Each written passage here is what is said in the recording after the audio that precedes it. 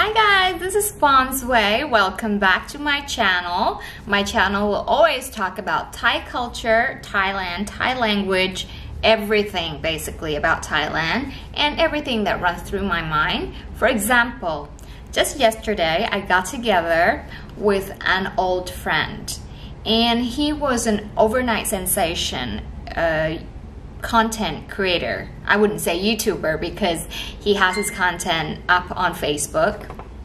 But during the show, The Face Thailand, he got really famous for his kind of lip singing one of the mentors. And we met then because I got famous for recapping the program, and we met at the final walk of the show. Anyway, what happened was we haven't been in contact since. Well, we've been in contact. We liked each other and comment on each other's pictures, but we haven't really had a conversation. And just yesterday, when we actually had a conversation, it was so fulfilling. It was so interesting, and it was the kind of conversation that if you have not been an internet sensation or content creator, it'll be difficult to understand. We talked about how we went through phases in terms of fame, going up and going down, and up and down and up and down. And because we both are so sensitive people, we are both impersonators. I think to be able to be an impersonator, you have to be sensitive because it's all about kind of bring the persona of the person that we're about to impersonate into ourselves, almost like being possessed by them, and kind of act out as that person. So in Thailand, I would do Yaya. I would do the ex-prime minister, I did, and I would do a few more people that I was able to. I mean, as an impersonator, you cannot impersonate everyone. You have to choose the one that kind of resonate with your inner self. So I had a chance to ask him, what does he do when he impersonate people? I wanted to know if we use the same method, because there are not a lot of impersonators in Thailand. And he actually do exactly what I do, which is not easy for me or for him to explain to other people how we do it. But we're literally bringing that energy of the prototype person into ourselves, almost being possessed by it, and just be them. It's all about energy. So it's really difficult when people say, can you teach me how to impersonate people? And it's energy work, you know, so it's very difficult to verbalize it.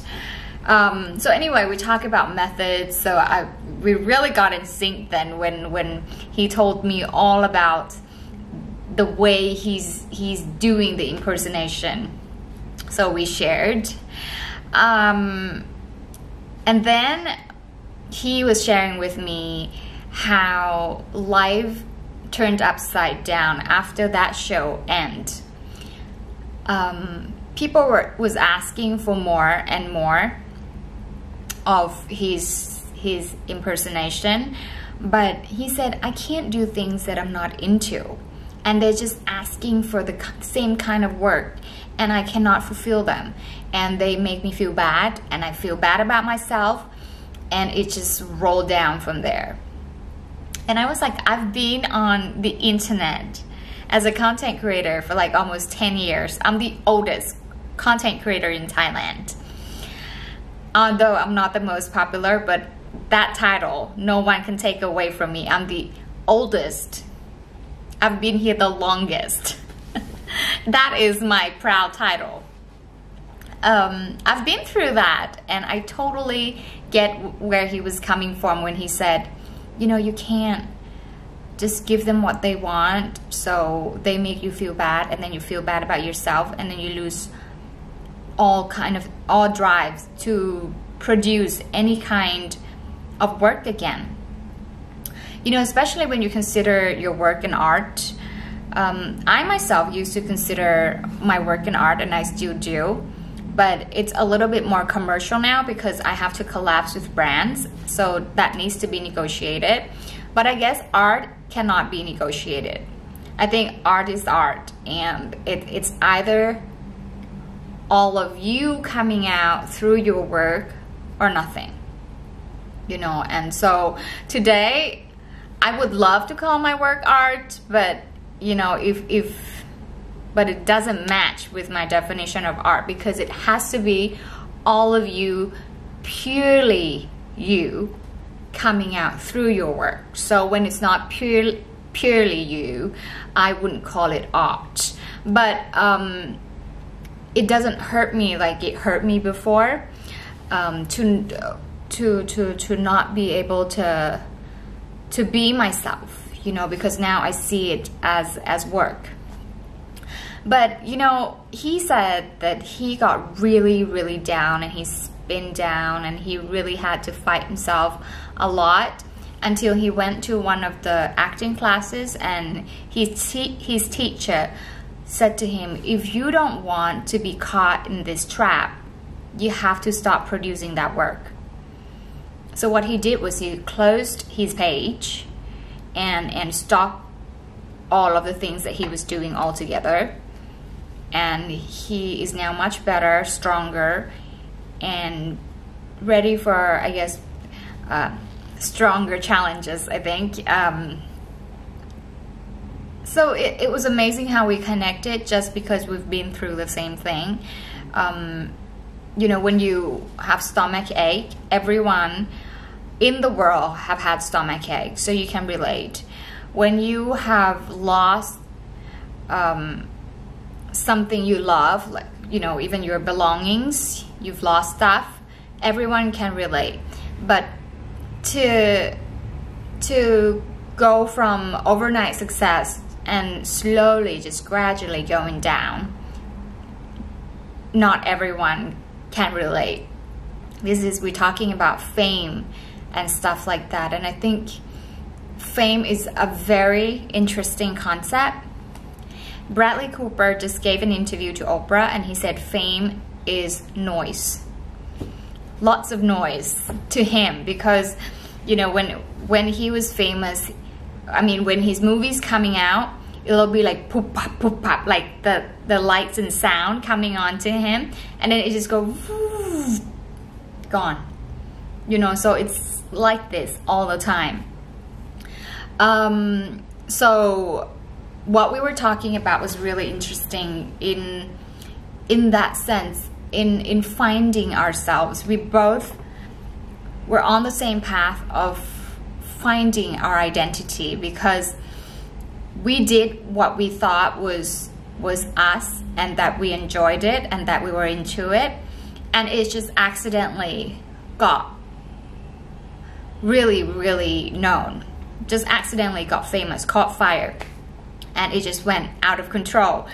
And you know, people wanted to see you, especially when you're on screen, they want to see one side of you, like choose one and be that and never change. That's what the people want. And I said to him, you know, if you stick to that one persona, you would go crazy, because we change all the time. Like even when I started recording this, and now you change and I change too. So to stick with one just because your viewers want you to know, want you to be, I think that's not fair to yourself. And when we did, we lose a lot of ourselves until we got burned out, and we just went collapse. And to come back up and to really find your identity is really be connected to your feeling, and really have a strong stand of where you are and what you want, not what the people want. Always not what the people want. I will change. I will be who I am. I am more than just that one side. And really know what we want and say no. Like learning to say no is something that's very empowering. Like Oprah said, we all have a need to please. Not we all, but a lot of us girls, we have the need to please. And a lot of time we don't say no when we want to say no. Therefore, saying no in some situations that you don't feel right, that you don't feel wholly there, I think it's very empowering. It's almost like claiming your energy back. You know, like, no, I don't want to do that. Every time I said no, since the day that I decided to work on myself, it's just like I have myself back every time. That was work that wanted me back, or, you know, that wasn't so me and want me to go back once in a while, and I said no, and it was so empowering to myself, although my mom didn't like it. But that was me, and that's me, and I'm doing something for myself. So that was very empowering. So today I just want to share with you the conversation that I had with my friend. I couldn't believe how we were connected yesterday energetically, and I'm so glad to have found someone who I can talk deeply with. I hope that helps, but I don't know. I think we all struggle a little bit with finding our identity, and to say yes is easy when you're raised in, you know, Asian culture. You're taught to really consider others' feelings before yourself. So saying yes is easy to us. Saying no is hard for us. So no matter where you're from, it's all about taking care of your standpoint. I think that's really is my key to happiness when it comes to work. Anyway, don't forget to subscribe to Bond's Way, and I'll come and sit and chat to you about things that I've met throughout my life, and I hope you like it. Bye for now.